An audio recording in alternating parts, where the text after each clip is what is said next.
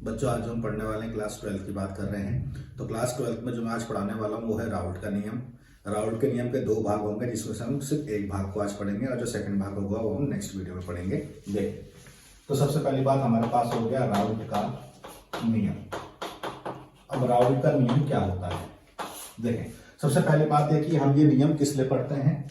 ये हम पढ़ते हैं कि अगर मुझे किसी भी विलियन का अगर मुझे वाष्प दाब ज्ञात करना है तो उसके लिए हम क्या टॉपिक पढ़ते हैं, राउल्ट का नियम पढ़ते हैं। इस चीज को ध्यान रखेंगे। अब सबको पता है विलियन के दो भाग होते हैं, एक होता है मेरे पास विलय और एक मेरे पास होता है विलायक। यहां पे आपको एक काम करना है कि जो विलायक होगा वो हमेशा वाष्पशील होगा। तो वाष्पशील का मतलब कि जो वाष्प देते हैं उन पदार्थों को हम क्या बोलते हैं, वाष्पशील पदार्थ बोलते हैं। विलय हमारे पास दो टाइप के होंगे, या तो हमारे पास होगा अवाष्पशील या हमारे पास होगा वाष्पशील। तो हम यहाँ पे दो टाइप के विलय का यूज करेंगे। तो एक बात का हमेशा ध्यान रखना कि हमें करना क्या है, हम राउल्ट का नियम किस लिए पढ़ रहे हैं और राउल्ट के नियम में क्या क्या चीजें होंगी वो तो बात की बात है। राउल्ट का नियम क्या बताता है, किसी विलयन के वाष्प दाब को बताता है। अब विलयन हमें पता है दो भागों से मिलकर बनता है। तो अब सोचने वाली बात यह है, अगर मैं इस विलय को विलायक में डाल दूं तो क्या बनेगा, विलयन बनेगा। सिंपल सी बात है, क्योंकि विलय प्लस विलायक इज इक्वल टू विलयन होता है। तो विलायक यहाँ पे कैसा है, वाष्पशील है यानी वाष्प देगा। विलय कैसा है, वाष्पशील है यानी वाष्प देगा। अब दोनों मिलकर अगर वाष्प देंगे तो वाष्प दाब कैसा होगा, ज्यादा होगा। ये सबने पढ़ा होगा, जितनी ज्यादा वाष्प बनती है उतना ज्यादा ही वाष्प दाब होता है। तो दोनों के दोनों वाष्पशील है, इसका मतलब यहाँ पे जो विलयन बनेगा इस विलयन का वाष्प दाब कैसा होगा, अधिक होगा, यानी वाष्प दाब बढ़ जाएगा। तो हमने यहाँ पे लिख दिया वाष्प दाब अधिक है। अब बात करते हैं, अगर मैं ये वाला विलय इसमें डाल देता हूं तो क्या बनेगा, विलयन बनेगा। तो मैंने इस अवाष्पशील पदार्थ को इस विलायक में डाल दिया। जब विलायक में डालता हूं तो विलायक कैसा है, वाष्पशील है यानी ये वाष्प देगा। परंतु ये जो पदार्थ है कैसा है, अवाष्पशील है यानी ये वाष्प नहीं देगा। तो क्योंकि ये प्रोसेस हम बात कर रहे हैं कि कैसे कैसे होगा, क्या इंटरफेयर करेगा, मैं यहाँ पे हल्का सा सिर्फ बता दूं कि जब हम विलय जो कि अवाष्पशील होता है इसको अगर हम वाष्पशील विलायक में डालते हैं तो जो विलयन बनता है इस विलयन का वाष्प दाब जो होता है वो कम होता है, वाष्प दाब कम होता है।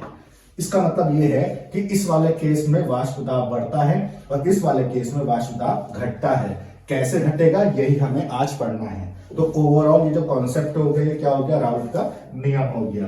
तो राउल्ट के नियम के अनुसार किसी विलयन का जो वाष्प दाब है वो किसके ऊपर निर्भर करता है, विलय के ऊपर। क्योंकि ये कैसा है, ये हमेशा वाष्पशील है यानी ये हमेशा वाष्प देगा। परंतु डिपेंड करता है कि ये वाला पदार्थ कैसा है, वाष्पशील है या अवाष्पशील है। अगर वाष्पशील होगा तो वाष्प दाब को बढ़ाएगा और अवाष्पशील होगा तो वाष्प दाब को घटाएगा। तो आई होप यहां तक आपको समझ में आया होगा। तो अब हम पढ़ते हैं पहला केस। देखें, तो पहला तो हमारे पास केस हो गया फर्स्ट, अवाष्पशील पदार्थ मान लो या आपके पास कोई भी द्रव मान लो। तो अवाष्पशील पदार्थ के लिए राउल्ट का नियम। अब इसको अच्छे से समझना ताकि तुम्हें कोई प्रॉब्लम ना आए, और मैं यहाँ पे चित्र बना के तुम्हें बताऊंगा कि इस टॉपिक को कैसे तुम्हें समझना है। देखें, सबसे पहले मैंने क्या करा, एक बीकर ले लिया। ये ध्यान रखना, जो पात्र है यानी जो बर्तन है ये क्या है, ये बंद है, इस चीज को ध्यान रखना। इस बंद पात्र में मैंने क्या ले लिया, विलायक मान लेते हैं। मैंने इसमें यूज किया है पानी यानी जल। अब क्योंकि सिर्फ और सिर्फ पानी है तो मैं इसको शुद्ध विलायक बोल सकता हूं। अब पानी के जिन कणों की स्पीड ज्यादा होगी वो तो सतह पर आ जाएंगे, जिन कणों की स्पीड कम होगी वो थोड़ा सा बीच में मान लेते हैं, जिन कणों की स्पीड और भी कम होगी वो सबसे नीचे मान लेते हैं।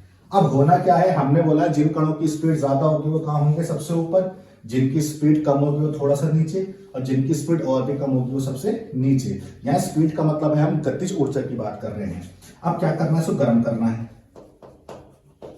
गर्म करने के बाद क्या होगा, जिन कणों की स्पीड ज्यादा है वो जल्दी जल्दी वाष्प के रूप में बाहर निकलना शुरू हो जाएंगे। तो मैंने मान लिया 4 कण है जो बाहर आ गए, तो मैंने इन 4 कणों को यहां कर दिया। अब सबको पता है कि हमने जो यहाँ पे बर्तन लिया है वो कैसा लिया है, बंद लिया है, तो इसका मतलब है ये वाष्प वापिस आएगी और वापिस आके इस सतह के ऊपर दाब डालेगी और इसी दाब को हम नाम दे रहे हैं क्या, वाष्प दाब। यहां तक आई थिंक आपको क्लियर हो गया होगा। अब सिंपल सी बात है कि यहाँ पे जो ये वाष्प है, मैंने कितने कण लिए हैं, 4 कण लिए हैं। जितने ज्यादा यहाँ पे वाष्प के कण होंगे उतना ज्यादा दाब पड़ेगा सतह के ऊपर और उतना ही ज्यादा क्या होगा, वाष्प दाब होगा। इसका मतलब है वाष्प दाब डिपेंड करता है किसके ऊपर, वाष्प की संख्या के ऊपर, यानी कण कितने ज्यादा मौजूद है। जितनी ज्यादा भाप यानी वाष्प बनेगी उतना वाष्प दाब ज्यादा होगा। इसका मतलब है मैं इसके वाष्प दाब को, किसकी बात कर रहा हूं, शुद्ध विलायक की, तो मैं इसके वाष्प दाब को P0 से शो कर रहा हूं। तो P0 का मतलब है शुद्ध विलायक का वाष्प दाब। अब बात करते हैं, हमने फिर से लेंगे पानी दोबारा। इस पानी में हमने क्या किया, ये हमारे पास कौन हो गया, H2O। इस पानी की हम बात कर रहे हैं तो ये पानी कौन है, विलायक है। अब अगर मैं बात करता हूं तो ये पानी के कण हो गए, जैसा हमने ऊपर लिखा है सेम वैसे ही हो गया, ठीक है, जैसे ये ऊपर है वैसे सेम नीचे है। अब क्या करना है, अब इसमें हमें डालना है अवाष्पशील पदार्थ, अवाष्पशील पदार्थ। और अवाष्पशील पदार्थ को हम शो कर देते हैं ऐसे, ये अवाष्पशील पदार्थ हो गए। अब एक सोचने वाली बात यह है कि अगर ये विलायक है और ये अवाष्पशील पदार्थ है यानी विलय है, बेसिकली ये कौन है, विलय है। अब अगर इस टाइप के विलय को मैं इसमें डालूंगा या विलय प्लस विलायक करूंगा तो ओवरऑल क्या बनेगा, ओवरऑल विलयन बन जाएगा। इसका मतलब है इस केस में हमने क्या बनाया है, विलयन बनाया है, ऊपर वाले केस में सिर्फ और सिर्फ विलायक है। अब देखें यहाँ, इस पदार्थ को जैसे मैं इसमें डालूंगा तो ये पदार्थ कैसा है, अवाष्पशील, यानी ये वाष्प नहीं देगा। तो सिंपल सी बात है, मैंने इसको क्या किया, गर्म किया। अब जब मैं गर्म करूंगा तो मान लेते पानी के ये कण तो बाहर आ जाएंगे वाष्प के रूप में, परंतु ये वाले जो कण है पानी के, इनको ऊपर आने में दिक्कत होगी, क्योंकि ये जो अवाष्पशील पदार्थ के कण हैं ये ना तो खुद भाप के रूप में बाहर जाएंगे और ना ही पानी के कणों को जाने देंगे। इसका मतलब है यहां से जो भाप यानी वाष्प बनेगी वो कम हो जाएगी। तो मान लेते हैं यहां से 2 कण बाहर आए हैं बस, तो 2 कणों को हमने शो कर दिया ऐसे, इन्होंने भी दाब लगाया, ये हो गया वाष्प दाब। तो ये हो गया विलयन का वाष्प दाब। तो साफ साफ दिखाई दे रहा होगा, विलय इसकी बात करते हैं विलायक की, तो शुद्ध विलायक का वाष्प दाब कैसा होता है, ज्यादा, और बात करते हैं विलयन की तो विलयन का वाष्प दाब कैसा होता है, कम। अब विलयन के वाष्प दाब को हम PS से शो कर देते हैं। इस S को हम बोलते हैं सॉल्यूशन, और सॉल्यूशन को हिंदी में क्या बोलते हैं, विलयन। तो इन दोनों को मैंने कंपेयर किया, कंपेयर करने में पता चला P0 का मान PS से हमेशा कैसा होगा, ज्यादा होगा। ये जो पॉइंट मैंने यहाँ पे लिखा है इससे तुम्हें न्यूमेरिकल करने में हेल्प मिलेगी। यानी अगर P0 का मान दिया है और PS का मान पूछ ले तो सिंपल सी बात है डाटा इसका इससे कम ही आएगा। अगर इसका मान दिया है इसका मान पूछ ले तो सिंपल सी बात है इसका मान इससे हमेशा ज्यादा ही आएगा। तो आई होप यहां तक आपको समझ में आया होगा। अब क्या करना है देखें, ये पॉइंट तो मैं क्लियर हुआ कि विलायक का वाष्प दाब हमेशा विलयन से ज्यादा होगा। अब मान लेते हैं इसका वाष्प दाब कितना था, 10। इसके बाद मैंने इसमें अवाष्पशील पदार्थ डाला और विलयन बना। विलयन बनने के बाद वाष्प दाब कैसा हो रहा है, कम हो रहा है, तो मान लेते हैं 5। तो इतनी बात आपको समझ में आई होगी। अच्छा देखें, अगर मैं P0 और इसकी बात करता हूं PS की, तो पहले वाष्प दाब कितना था, 10, तो मैंने 10 लिख दिया। अब वाष्प दाब कितना है, 5। इसका मतलब घटा है, कितना घटा है, 5। यानी अगर मैं कर दूं 10 - 5 तो बराबर कितना आएगा, 5 आएगा। यानी ये मैं कर दूंगा, P0 का मान कितना है, 10 माइनस PS का मान कितना है, 5, तो बराबर क्या आ जाएगा, 5। इसका मतलब है इन दोनों का जो अंतर है वो बता रहा है कि इतना वाष्प दाब घटा है। तो P0 - PS को बोलते हैं वाष्प दाब का अवनमन। इसको हम क्या बोलते हैं, वाष्प दाब का अवनमन। और अवनमन का मतलब क्या होता है, तो अवनमन का मतलब होता है घटना। अवनमन का मतलब घटना। तो अब करना यह है, मैं इसको रफ कर देता हूं। यहां तक सारी बात आपको समझ में आ गई होगी। मैं इन 2 पॉइंट को छोड़ देता हूं और इसको छोड़ देता हूं ताकि समझ में आ जाए। देखिए अब बात करते हैं, हमारे पास आया P0 - PS। Is equal to हमारे पास क्या हो गया, वाष्प दाब का अवनमन। अगर मैं इस वाष्प दाब के अवनमन को शुद्ध विलायक के वाष्प दाब से भाग कर दूं तो उसको हम बोलते हैं वाष्प दाब का सापेक्षिक या आपेक्षिक अवनमन। तो तुमने ये सुना भी होगा टॉपिक वाष्प दाब का सापेक्षिक अवनमन, और इसके न्यूमेरिकल भी किए होंगे, नहीं किए हैं तो हम आगे जाके इसको देख लेंगे। फिलहाल आज हम इसी टॉपिक की बात करेंगे और उसका जो फॉर्मूला निकल के आएगा वो भी देखेंगे। तो वाष्प दाब का सापेक्षिक अवनमन क्या होता है, P not minus P S upon P not, और वाष्प दाब का अवनमन क्या होता है, P not minus P S होता है। अब बात को समझना, ये जो वाष्प दाब घट रहा है ये किसके ऊपर डिपेंड करता है, पहली बात तो ये है। टॉपिक को ध्यान से समझना है, कॉन्सेप्ट को ध्यान से समझना है ताकि कोई प्रॉब्लम ना आए। वाष्प दाब कहीं ना कहीं जो विलयन का घट रहा था वो विलय यानी अवाष्पशील पदार्थ की वजह से घट रहा था। अगर अवाष्पशील पदार्थ की मात्रा ज्यादा हो जाएगी तो जो जल के कण हैं वो भाप के रूप में बहुत ही कम आएंगे, इसका मतलब वाष्प दाब उतना घटेगा। इसका मतलब कहीं ना कहीं अवाष्पशील पदार्थ है जो जल के वाष्प दाब को घटा रहा है। इसका मतलब कहीं ना कहीं वाष्प दाब का जो घटना है वो अवाष्पशील पदार्थ की मात्रा के ऊपर डिपेंड करता है, यानी सांद्रता के ऊपर डिपेंड करता है। तो मैं बोल सकता हूं कि P not minus P S upon P not is equal to, ये मोल अंश तुमने पढ़ा होगा, तो ये मोल अंश यानी सांद्रता हो गई किसकी, विलय की। इसका मतलब है ये ओवरऑल फॉर्मूला हमारे पास आ जाएगा, P not minus P S upon P not is equal to मोल अंश ऑफ विलय। इसका मतलब है वाष्प दाब का सापेक्षिक अवनमन जो है वो विलय के मोल प्रभाज के बराबर होता है। ये मैं क्या पढ़ा रहा हूं, तो ये मैं आपको डेफिनेशन पढ़ा रहा हूं किसकी, इस टॉपिक की। इस टॉपिक की जो डेफिनेशन है वो क्या कहती है, अवाष्पीय पदार्थ के लिए राउल्ट का नियम। तो इस नियम के अनुसार, यानी इस नियम के अनुसार वाष्प दाब का सापेक्षिक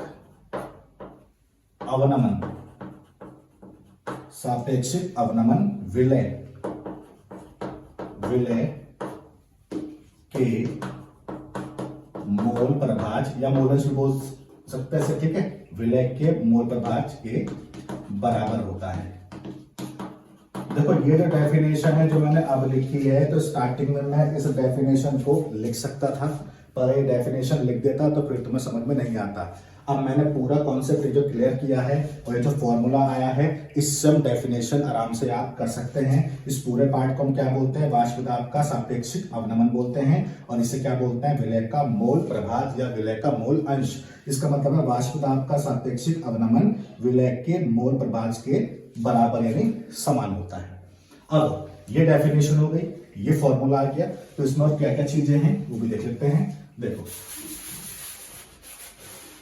तो अब जो आपके पास आता है वो ये है कि P not minus P S upon P not is equal to विलय का मोल अंश।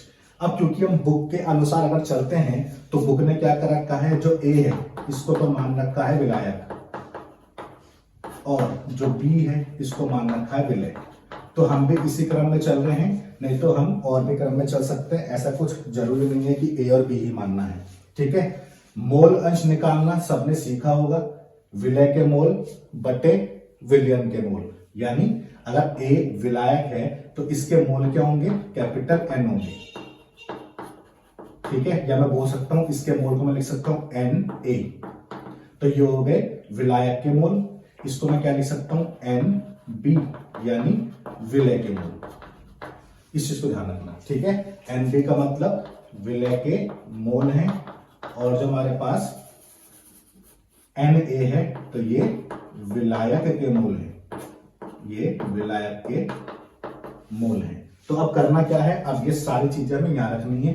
तो P not minus P S upon P not is equal to, मोल अंश विलय का है तो विलय के मोल ऊपर बटे टोटल मोल नीचे, टोटल यानी ये और ये, तो N A plus N B. तो आई थिंक यहां तक तुम्हें समझ में आया होगा। अब तनु विलयन के लिए तनु विलयन के लिए, तनु विलयन के लिए। अब तनु का मतलब क्या होता है? तनु का मतलब ये होता है कि जब विलायक की जो मात्रा है वो विलय के कंपैरिजन में बहुत ज्यादा होती है। जैसे मैं बात करूं कि अगर 1 बाल्टी पानी है, उसमें 1 चम्मच चीनी अगर डाल देंगे तो विलायक कौन है? पानी, और विलय कौन है? चीनी। तो इसका मतलब है वो पानी फिर भी मीठा होने वाला नहीं है। इसका मतलब चीनी और पानी को जब मैंने मिलाया तो विलयन बना। अब उस विलयन में पानी की मात्रा तो 1 बाल्टी है और चीनी की मात्रा कितनी है? थोड़ी सी है, तो पानी फिर भी मीठा नहीं होना। तो इसका मतलब है मैं उस 1 चम्मच चीनी को नेग्लेक्ट कर सकता हूँ। इसका मतलब ये जो विलयन है, इस विलयन में पानी की मात्रा कैसी है? ज्यादा है, तो उसको हम क्या बोलते हैं? तनु विलयन। तो तनु विलयन का मतलब जिसमें विलायक की मात्रा बहुत ही ज्यादा होती है। विलायक दोनों में कौन है? ए वाला है, तो मैंने लिख दिया Na की मात्रा बहुत ज्यादा है किससे? Nb से। तो इसका मतलब है मैं इस Nb यानी चीनी को यहां से हटा सकता हूं। तो बचा क्या? P0 minus PS upon P0 is equal to Na upon मतलब Nb।